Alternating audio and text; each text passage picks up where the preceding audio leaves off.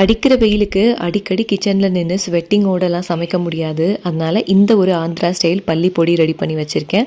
நல்லா சுட சுட சாதம் இந்த பள்ளி பொடியோட கொஞ்சம் நெய் சைடிஷ் வச்சு சாப்பிட்டோம் அப்படின்னா சூப்பராக இருக்கும். எப்படி ரெடி பண்ணுறதுன்னு பார்க்கலாமா?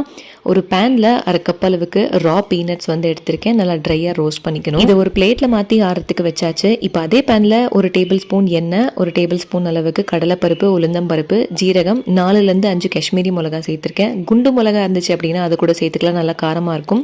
இதையும் இப்போ பிளேட்டில் மாற்றிட்டு ஒரு 5லேருந்து 6 பல் பூண்டு, கொஞ்சமாக கருவேப்பிலையில் ஒரு சின்ன சைஸ் அளவுக்கு புளி நல்லா ட்ரையாக ரோஸ்ட் பண்ணி இதெல்லாமே ஆறுறதுக்கு விட்டுடலாம். அதே பிளேட்லேயே கொஞ்சமாக ரெட் சில்லி பவுடர் காரத்துக்காக ஆட் பண்ணியிருக்கேன். பெருங்காயத்தூள், உப்பு போட்டு மிக்ஸ் பண்ணி வச்சேன். ஃபெமினின் குர்த்தீஸில் new collections of premium cotton quad set and kurta sets எல்லாமே வந்திருக்கு. எல்லாமே best for office wear. Check பண்ணி பார்த்து ஆர்டர் ப்ளேஸ் பண்ணிக்கோங்க.